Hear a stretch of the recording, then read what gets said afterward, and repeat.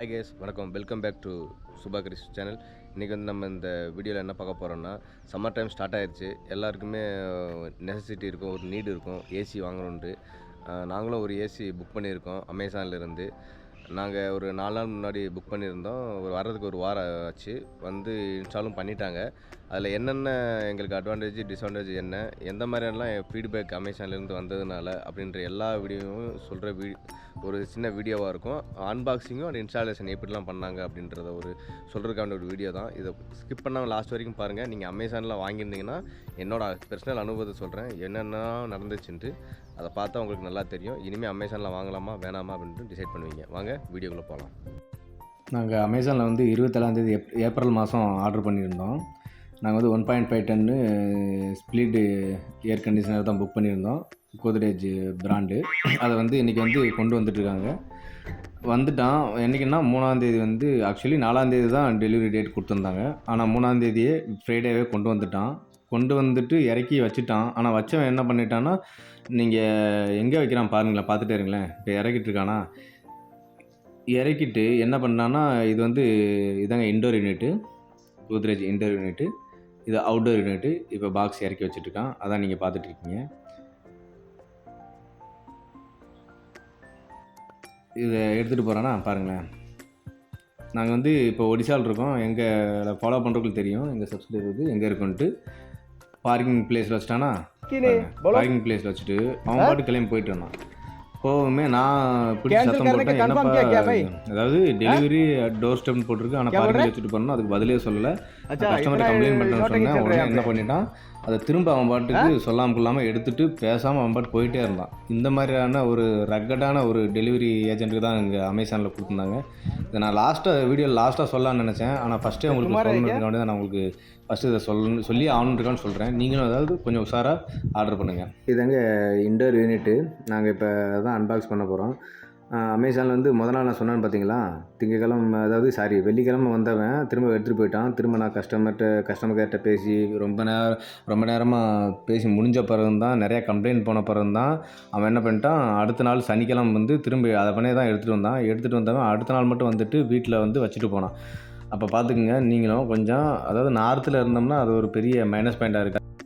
இதனாலே நம்ம என்ன நினைக்க வேண்டியதாக இருக்குன்ட்டா, அதாவது ஆன்லைனில் ஆர்டர் பண்ணுறதுக்கு நம்ம பேசாமல் ஆஃப்லைனில் பண்ணிடலாம் அப்படின்ற மாதிரியான எண்ணங்கள்லாம் தோணுது. அதாவது ஒரு சில டெலிவரி இந்த மாதிரி ஆகுதுங்க. மேக்ஸிமம் டெலிவரிலாம் ஆகலை. நான் அதனால் சஜஸ்ட் பண்ண மாட்டேன். நீங்கள் எதுவும் ஆன்லைனில் வாங்கவே வேணாலாம் சஜஸ்ட் பண்ண மாட்டேன். நீங்களும் வாங்கலாம். Offline best. ஏன்னா ஒரு பொருளை நேராக போய் பார்த்து வாங்குகிறோம், அது ஓகே. ஆனால் என்ன, ஆஃப்லைனில் டிஸ்கவுண்ட் கொஞ்சம் கம்மியாக கிடைக்கும். அது ஒன்று தான் மைனஸ் பாயிண்ட்டுங்க. எங்கள் பசங்களுக்கெல்லாம் பாருங்களேன், ரொம்ப குஷி, ஏதோ பிரேமுக்கும் தியாவுக்கும். ஏன்னா ஒரு மாதமாக தூங்கவே முடியாமலாம் இருந்தோம். அதனால தான் ஏசி ஆர்டர் பண்ணியாச்சு. அதிலும் ஏசி ரொம்ப அனலைஸ் பண்ணி எந்த இதில் எப்படி நல்லாயிருக்கும், எவ்வளோ எக்கனாமிக்கலாக ரேட் எப்படி கம்மியாக இருக்கும், அந்த மாதிரிலாம் நிறைய யோசிச்சு தான். இந்த பாருங்கள், இந்த கோத்ரேஜ் நம்ம இந்தியன் மேனுஃபேக்சரிங் ஒரு ஏர் கண்டிஷனர். அதனால தான் இதை சூஸ் பண்ணேன். அதனால மட்டும் இல்லை, எக்கனாமிக்கில் கொஞ்சம் கம்மியாக இருந்துச்சு. ஏற்கனவே நான் வந்து பேனசோனிக் 1.5 டன் ஏசி யூஸ் பண்ணிகிட்ருக்கோம். அது வந்து கொஞ்சம் ஹை ப்ரைஸு. பாருங்களேன், இதுதான் பாக்ஸு. இப்படி தான் வந்து இங்கே வீடு முன்னாடி வந்து வச்சுட்டு போயிருந்தான்.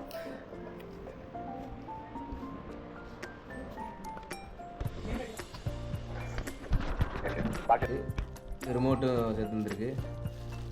இது பாருங்கள். ஓகே, பார்த்தீங்கன்னா இது வந்து அக்சசரிஸ் எல்லாம் கொடுத்துருக்காங்க. ஒரு பாக்ஸில் வச்சு கொடுத்தாங்க. அக்சசரிஸில் ஒரு பைப் ஒன்று இருக்குது, அப்புறம் நட்டு போல்ட்டு, அப்புறம் கேபிள் கனெக்ஷன், அது கொடுக்குற கேபிள் கனெக்ஷனு, அப்புறம் என்ன கொடுத்துருக்காங்கப்பா, அப்புறம் அது நம்ம மேனுவல் கொடுத்துருக்காங்க. ஓனர்ஸ் மேனுவல் கொடுத்துருக்காங்க. மேனுவல் ஒரு பாக்ஸில் இருக்குது. அப்புறம் என்னது, இந்த மாதிரி சேஃப்டி, இந்த மாதிரி இன்ஸ்ட்ரக்ஷன் எல்லாம் கொடுத்துருக்காங்க. எப்படி யூஸ் பண்ணணும், எப்படி இன்ஸ்டால் பண்ணணும் அப்படின்ற மாதிரி இன்ஸ்ட்ரக்ஷன் கொடுத்துருக்காங்க. அவ்வளோதான், அங்கே ஆஃப் பண்ணி. இப்போ நம்ம அன்பாக்சிங் பார்த்துடலாம்.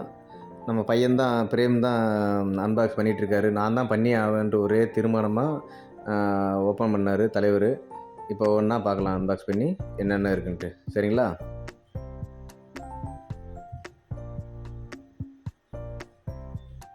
ஃபஸ்ட்டு ஓப்பன் பண்ண இந்த மாதிரி தான் இண்டோர் யூனிட்டுக்கு 2 சைட்லேயும் சேஃப்டிக்காக வேண்டி தெர்மோகோல் வச்சு கொடுத்துருப்பாங்க. ஏன்னா சைடில் எதுவும் அடி விழக்கூடாது அப்படின்ட்டு. 2 சைடு மட்டும் இல்லை, பாட்டம்லேயும் இருக்குது.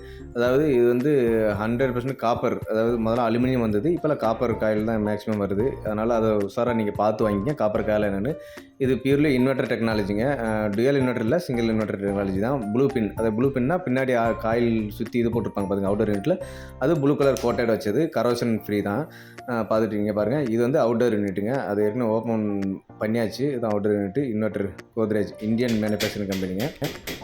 இப்போது நாங்கள் வந்து பொசிஷனும் சூஸ் பண்ணியாச்சு, சூஸ் பண்ணி சொல்லியாச்சு. அந்த வெண்டிலேட்டர் கீழே தான் மார்க் பண்ணியிருக்காங்க. எங்கள் பெட்ரூம் சைஸ் எவ்வளோன்னு கேட்டிங்கன்னா நியர்லி 160 ஸ்கொயர் ஃபீட் இருக்குங்க. அதுக்கு 1.5 டன் ஏசி மேக்ஸிமம் கரெக்டாக இருக்கும். நீங்கள் இனிமேல் நீங்கள் வாங்க போகிறதா இருந்தால், அதாவது 100 to 1, இது வந்து 1.5 டன் ஏசி வந்து ஒரு 100 to 150 வரைக்கும், மேக்ஸிமம் 160 வரைக்கும் ஓகே ஆகுங்க, கூலிங் கொடுக்கும். அதை நீங்கள் கவனமாக இருந்து வாங்கிக்கிங்க. இதுதான் இண்டோர் யூனிட்டில் வந்து அந்த ஒயர் கனெக்ஷன்லாம் பண்ணிகிட்ருக்கு அப்படிங்க. இது அதை தான் நீங்கள் பார்த்துட்ருக்கீங்க. அப்புறம் நீங்கள் மெயினாக அப்புறம் 1 டன் ஏசி வாங்கிட்டு நீங்கள் வந்து 160 ஸ்கொயர் ஃபீட்டு பெருசாக இருக்குது, அதாவது 10க்கு 16 உள்ள பெரிய ரூமில் வந்து நீங்கள் வந்து, அதாவது மினிமம் சைஸ் 160 ஸ்கொயர் ஃபீட், அதில் வந்து நீங்கள் 1 டன் ஏசி போட்டுட்டு நீங்கள் வந்து கூலிங்கே ஆகலை அப்படின்னு சொன்னீங்கன்னா, அது வந்து இப்போ அந்த ஏசியோட ப்ராப்ளம் இல்லைங்க, அது நம்மளோட ப்ராப்ளம். நம்ம சூஸ் பண்ணது கரெக்டாக இல்லைன்னு அர்த்தம். அதனால் நீங்கள் அதை கரெக்டாக தேர்வெடுத்துக்குங்க. அப்புறம் என்னென்னா, பொசிஷன் ஃபிக்ஸ் பண்ணிட்டு அப்படிங்க, ஃபிக்ஸ் பண்ணிவிட்டு ஒரு பின்னாடி வந்து இண்டோர் யூனிட் வந்து அது உட்காரதுக்கு வந்து ஒரு பேனல் மாதிரி கொடுத்துருப்பாங்க. அந்த பேனலில் அந்த பின்னாடி வந்து அந்த இது பேனலை உட்கார வச்சுட்டு அதிலே வந்து ஹேங் பண்ணிடுவாங்க இண்டோர் யூனிட்டை. அதை தான் நீங்கள் பார்த்துட்டீங்க. ஒரு மார்க் பண்ணிட்டு இருக்காங்க. மார்க் பண்ணி லெவல் டியூப் வச்சு லெவல் கரெக்டாக இருக்கா அப்படின்னு பார்த்துட்டு தான் செட் பண்ணுவாங்க. செட் பண்ணி இப்போ ட்ரில் போட்டிருக்காங்க. இந்த ட்ரில் எதுக்குன்னா, அதாவது அந்த கேபிள் இருக்குல்லங்க, இன்புட்டு அவுட்புட், அந்த கேஸ் வர்றதுக்கான இன்புட் அவுட்புட், அதாவது வெளியே அவுட்டோர் யூனிட்லேருந்து இண்டோர் யூனிட்டுக்கு வர்றதுக்கான பைப்புக்கு அதை மார்க் பண்ணிருக்காரு. இப்போ நம்ம பின்னாடி உட்காந்துருக்கு ட்ரில் மார்க் பண்ணார்லங்க, அந்த பேனலில் உட்காரதுக்கு வேண்டி ட்ரில் பண்ணிகிட்ருக்காருங்க.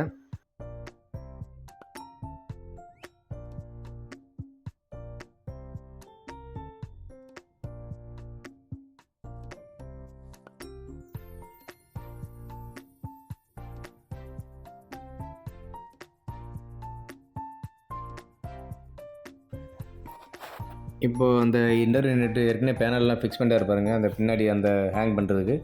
அதில் எடுத்து இவர் இந்த ஒயர் கனெக்ஷன் எல்லாமே வேலையும் முடிஞ்சுது. இப்போ அதை லிஃப்ட் பண்ணி கொண்டு போய் நம்ம ஏற்கனவே லேடர் கொடுத்துருக்க பாருங்க, அந்த லேடரில் ஏறி ஃபிக்ஸ் பண்ண போகிறாருங்க. ஏற்கனவே அந்த வால்லாம் ஹோல் பண்ணியிருந்தார், ட்ரில் பண்ணியிருந்தார். அந்த ட்ரில் வழியாக அந்த வயர் எல்லாத்தையும் விட்றாரு பாருங்க, power supply cable. And then நம்ம இன்புட் அவுட்புட்டு போகிற கேஸ் பைப்பு, காப்பர், இதுதான் காப்பர் பைப்புன்னு சொல்லுவாங்க. அந்த காப்பர் பைப்பை உள்ளே இது பண்ணிட்டாரு.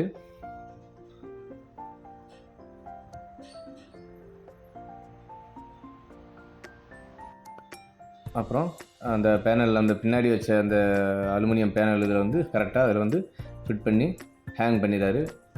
மேக்ஸிமம் இண்டோர் யூனிட்டு ஃபிட்டிங் முடிஞ்சது பாருங்கள். அவ்வளோதான், சிம்பிள். மேக்ஸிமம் மெயின் வேலை வந்து அந்த ஹோல் ட்ரில் பண்ணுறது தான் பெரிய மெயின் வேலையாக இருந்துச்சு. அடுத்து நாங்கள் நம்ம அவுட்டோர் யூனிட் ஃபிக்ஸ் பண்ணுறதுக்கு ரூஃபுக்கு வந்துட்டோம், மாடிக்கு. அதை ஃபிக்ஸ் பண்ணுற பிளேஸ் வந்து நம்ம ஏற்கனவே டிஷ் வச்சுருந்தோம்ல, அந்த டிஷ்ஷு கீழே தான் ஃபிக்ஸ் பண்ணுற மாதிரி பாருங்கள். ஆப்போசிட்லேயும் 2 ஏசி அவுட்டோர் யூனிட் வச்சுருக்காங்க பாருங்கள். அவங்க எங்கள் வீட்டுக்கு எதிர்த்தாப்புல உள்ள வாடகை வீட்டில் இருக்கிறவங்க, அவங்களும் ஏற்கனவே ஏசி யூஸ் பண்ணுறாங்க. அது என்ன ஏசின்ட்டு அதையும் நான் உங்கள் வீடியோ லாஸ்ட்டில் சொல்கிறேன் பாருங்கள். நாங்கள் 1 வருஷமாக ஏசி யூஸ் பண்ணாமல் ஓட்டிட்டோம் கூலரை வச்சு. ஆனால் இந்த வருஷம் அதை வச்சு எங்களால் பண்ண முடியல, இருக்க முடியல. அதனால தான் ஏசி வாங்க வேண்டியதாச்சு. பிரேமுக்கு ஒரே குஷி, அந்த அவ்வளோ அடிக்கிற வெயில்லையும் அந்த பனியனோட வந்து பார்த்துட்டு ஓடிட்டே இருக்கான் அங்கிட்டும் இங்கிட்டும். இப்போ பாருங்களேன் எவ்வளோ ரிஸ்கியாக ஒரு டெக்னீஷியன் வந்து ஒர்க் பண்ணுறாரு பாருங்கள். நம்ம வந்து நான் ஏற்கனவே இப்போ கீழேருந்து வீடியோ எடுத்திருப்பேன், அதையும் அடுத்து பாருங்களேன், பின்னாடி இருந்து காட்டியிருப்பேன். அவ்வளோ ரிஸ்க்கு, சேஃப்டி இல்லை. கொஞ்சம் சன்ஷேடும் கொஞ்சம் சின்னதாக தான் இருக்குது. அதுலேயும் அவர் நின்றுட்டு கரெக்டாக கிளியராக அந்த கேஸ் பைப் இப்போ மாற்றாரு பாருங்க. இது இன்புட் பைப்பு, இன்னொன்று அவுட்புட் பைப்பு, இன்னொன்று 3வது பக்கத்தில் இருக்குது பாருங்களேன், பெரிய ஒரு சின்ன சைஸில் சன்ஷேடு ஒட்டிகிட்டு இருக்குது பாருங்கள். அதில் தான் அந்த வாட்டர் கூலாகி அந்த வெளியே வர வாட்டர் வந்து அதில் தான் ட்ரெயின் அவுட் ஆகுங்க, ட்ரெயின் பைப்பு.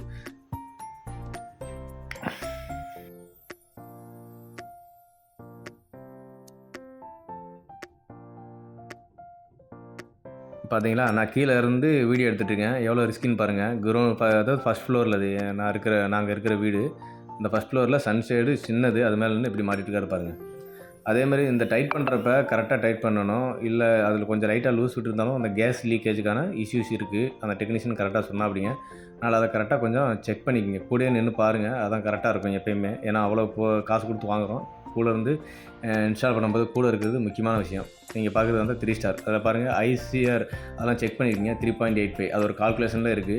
அதையும் அடுத்த வீடியோவில் நான் கண்டிப்பாக சொல்கிறேன். அப்புறம் இந்த ஏசியோட அதாவது எப்படி ரிவ்யூ, ஓனர் ரிவ்யூ கண்டிப்பாக சொல்கிறேன் எப்படி இருக்குன்ட்டு. மறக்காமல் எங்கள் சேனலில் அதெல்லாம் தெரிஞ்சுக்கிறதுக்காண்டி ப்ளீஸ் சப்ஸ்கிரைப் பண்ணுங்கள், சப்போர்ட் பண்ணுங்கள், லைக் பண்ணுங்கள், கமெண்ட் பண்ணுங்கள். நான் வந்து ஸ்டாண்ட் எதுவும் வாங்கலைங்க. ஸ்டாண்டு கேட்டார். அதாவது 1500 1600 சொன்னாங்க. ஏற்கனவே நம்ம வீட்டில் இருக்கிற ஸ்டாண்டு வந்து 700 தான். யூபியில் வாங்கும்போது வாங்கினேன் அந்த பேனசோனிக் ஏசி, 110 ஏசி. அது தேவையில்லாத விஷயங்க. இதுவே போதும். அதனால் 4 பிரிக்கு மட்டும் வாங்கி அதில் மேலேயும் உட்கார வச்சு நிப்பாட்டியாச்சு, முடிச்சாச்சு. அப்புறம் இன்டோர் யூனிட்டில் வந்து உள்ளே வந்து அது எப்படி ஒர்க் ஆகுது மேலே வச்சுட்டோம்.